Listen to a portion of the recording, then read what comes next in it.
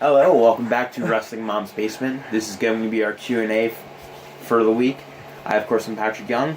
This guy to my right is my co-host, Joe Menudo.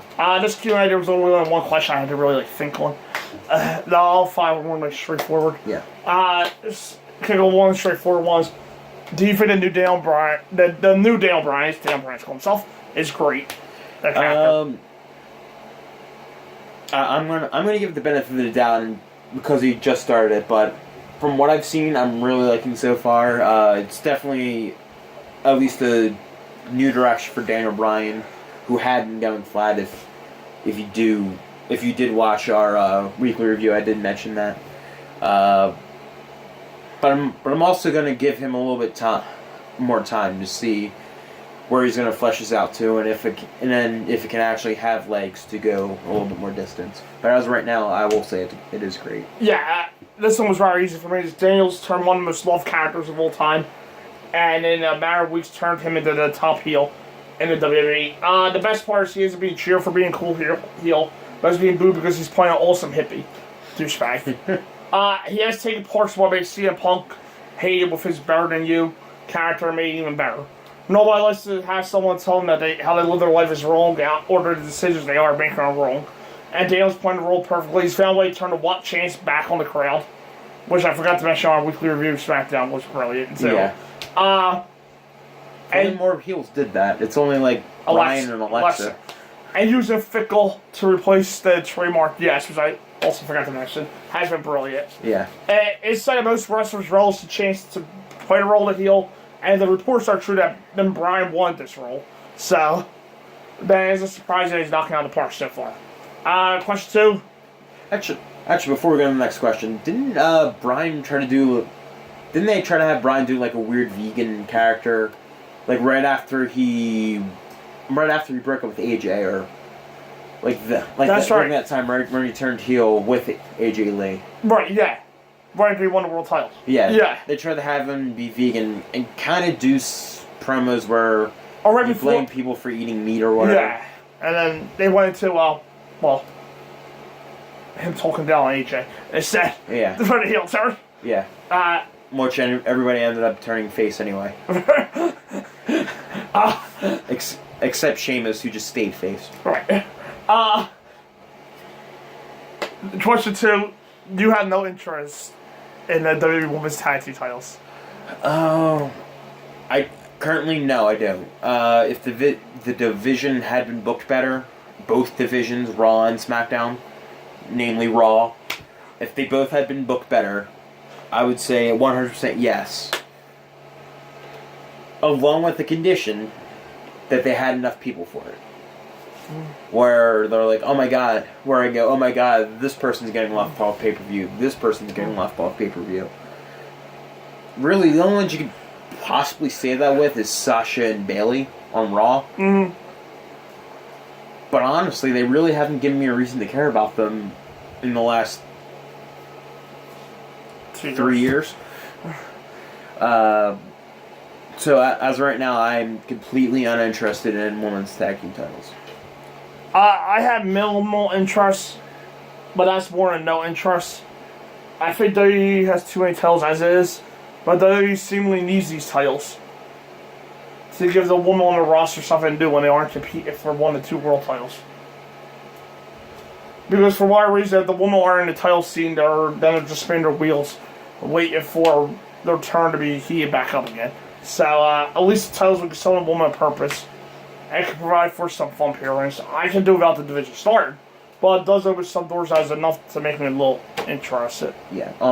On the shows, you would need at least, I'd probably say 4 teams to actually have somewhat of a division. Well, it's essentially only one title. For a healthy division, I would probably say it's essentially a cross-branded 6. It's essentially like a cross-branded championship between all 4 brands. Okay, SmackDown has 1 official team. Right. We all know where Bandy and Sonya's saying. Yeah. And we all know just because of that. And we all know where Austin goes after TLC. On SmackDown, you literally only have Iconics, and they would probably somehow throw together Lana and Naomi. Right. We have Bayley, Sasha, Trish and Leah, I guess, for the first night. Yeah. Well, actually, for a long time, I'm not going to count them as a team. 2 of the Riots. Division. Liv and Sarah, probably. Yeah. Nia and Tamina, once Nia's done in this thing. Mickey and Alicia, I guess, or Mickey and Alexa. If we count all the brains, the Horsewoman. Marina and Jessamine. Oh. I was actually just counting wrong. SmackDown. It's supposed to be 4 brains, though. Is it supposed to be on all 4 Yeah, brands? it's the rumors. Well, alright, well, rumors are rumors. They kind of do separate the main roster and everything else. So I'm literally just going main roster. Do they have enough teams on the main roster to satisfy a women's tag division? They got 5, and they don't bring up Mandy and they don't bring up Mandy and Sonya as 6.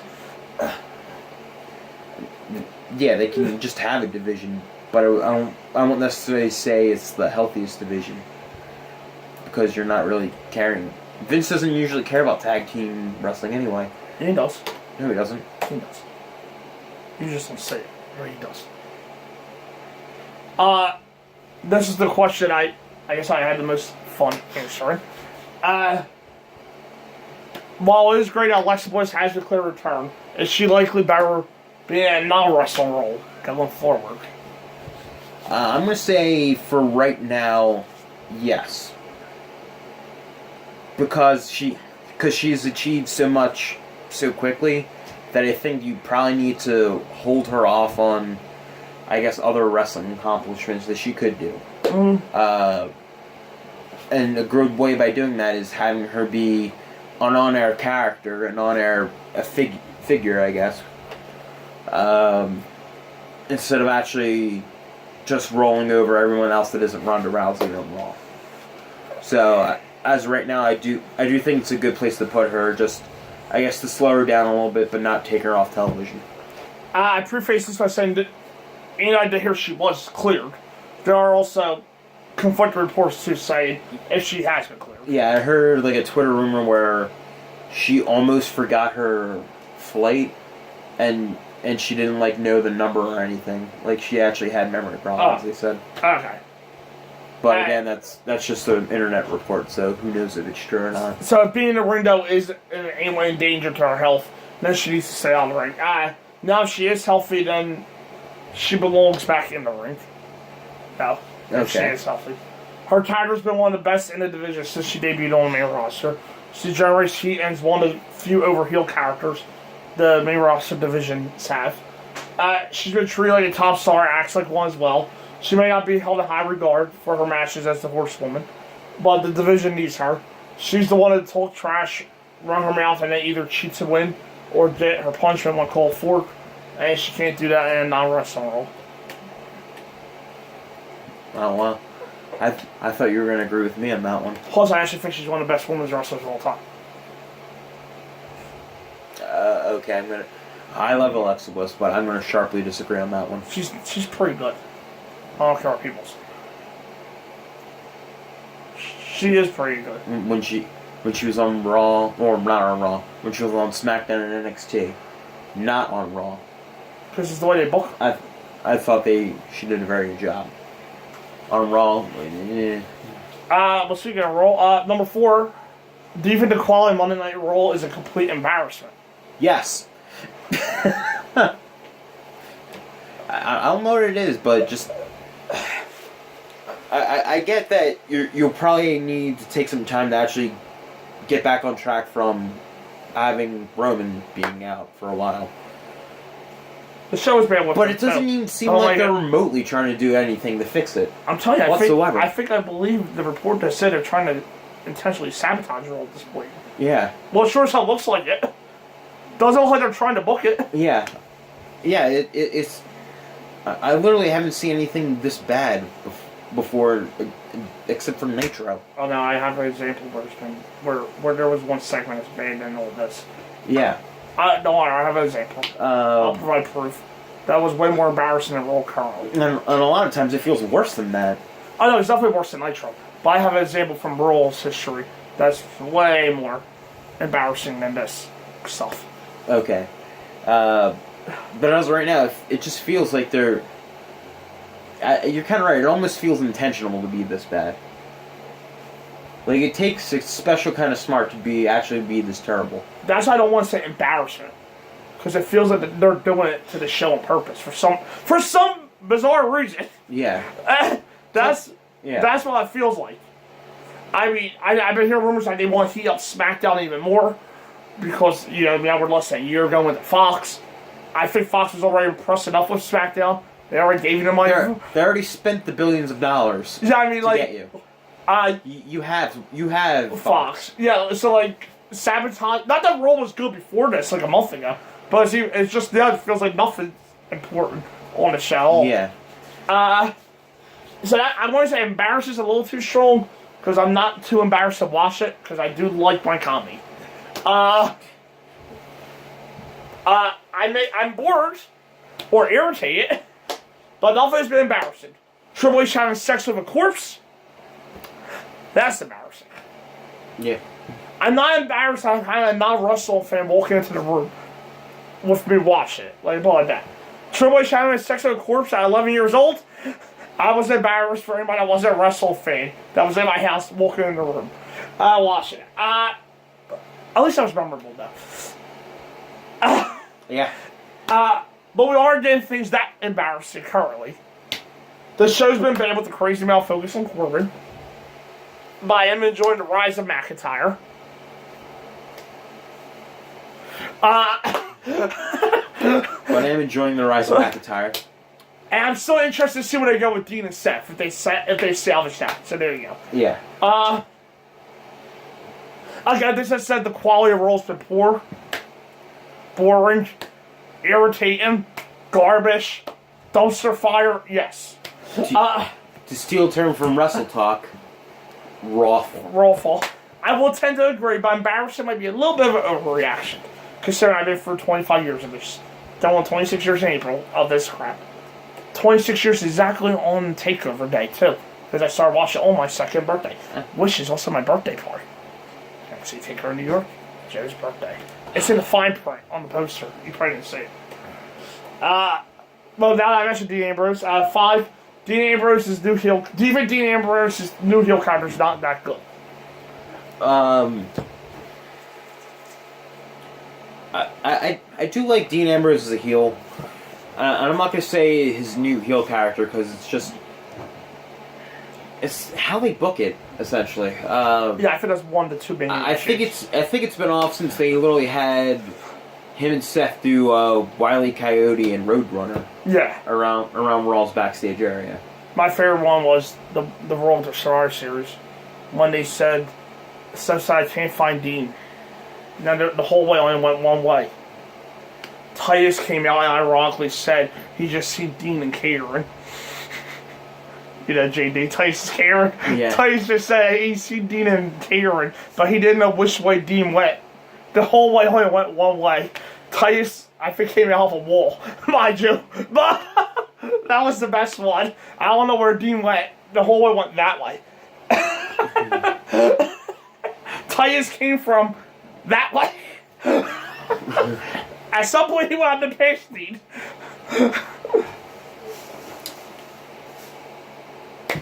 Yeah, so I think Dean's heel character has been off since then. And then they kind of had him in a gas mask and... Which amazingly was a step up. Yeah, which is a step up from that. From the previous week. With the ass. And also that's not including pretty much the shoving of Roman's leukemia into it unnecessarily. Oh, how you will prefer that. At this point. Yeah, it may make Raw a little more interesting, but to be fair, I don't think this feud necessarily needs to add that Roman's fate's in God's hands now. So, right now I think it's being incredibly mishandled, but there have been bright spots, I think. Like the backstage, well, not the backstage, parking lot promo he had where he burned the Shield vest. I thought that was very good. Last week I thought when he was talking he was very good. And the beatdown afterwards was very good. It's just completely being mishandled by booking. Yeah, I think there's two other issues here besides the booking. I think that Daniel Bryan turned heel not long after. And he's been killing it in that role. Also, Dean's heel character work a little weaker. That's one minor one. Yeah. So for me, I don't want to say not good. I would say solid, but should be a lot. But it should be on Daniel Bryan's level as top heel on the brand. Yeah. But I think another problem, even though it was excellent, the Network Chronicle special on Ambrose that actually was so great, and you knew what prompted the turn from that. Yeah. And why it happened. Sadly, the WWE never mentioned the show overall. So to the casual fans that didn't watch down the network, they're just wondering. They're still technically waiting for an answer. When people that do have the network technically already have the answer. Yeah. It was a great job of building it up because that show was in kayfabe, I think, or not Dean's a very bitter man. Yeah. But that actually built up throughout the whole show why he did it. But they never explained that overall once. Mm-hmm. Instead, we're getting Renee being questioned every week. And apparently, some weeks she doesn't even know who Dean is. Dean was a different kind of face. And he has to be like a different kind of heel. And the poor thing is that he's being booed. So, as long as he's still being booed, as Seth is playing viral babyface well with him, then maybe things can at least stay solid. Oh, I even forgot about the bad parts where he got inoculated on camera. Yeah, let's move on. Yeah. And number 6, I think we covered this one last week. You have no desire after what looks like the finals to see a season 3 of the Mixed Match Challenge, yeah? No. Especially with some of this for season number 30 on the line. And what the finals will look up to be. Yeah. I didn't really have much interest in going into season 2 of Mixed Match. Yeah, the first one was a little fun, but honestly, it didn't really necessarily mean much in the grand scheme of things. It was just extra. Some of the stuff could be fun, but it just, I don't think we need to see a second season, and I don't think we need to see a season 3 as well. I've always seen like highlights when like scroll through a social media or whatever, or like something's in like a GIF or something. And the only reason I keep up with it is because they add the number 30 stipulation, which by the way, they have fun with the less restrictions, but the whole concept really isn't for me. There are people out there that like the show, and that's great. I don't want to say I never had the time, but because I have time, I don't have the interest to really see the second season or the motivation. Yeah, the motivation, and that isn't going to change now, especially with what the winners are going to get and who the winners are going to be. Yeah. For the third season, because actually now the third season, the winners are going to be at WrestleMania. That'll do it for this. We'll be back Sunday with our next Q&A installment, along with our TLC review and Avengers 2002 review. Yes. And Monday Night War reviews on Sunday. On Friday, our Monday night. Our this week's show's reviews and our TLC preview prediction show. And up next will be Ring of Honor Final Battle 2018 preview predictions. Okay. And Friday night Ring of Honor Final Battle review. So, see you then. See you then.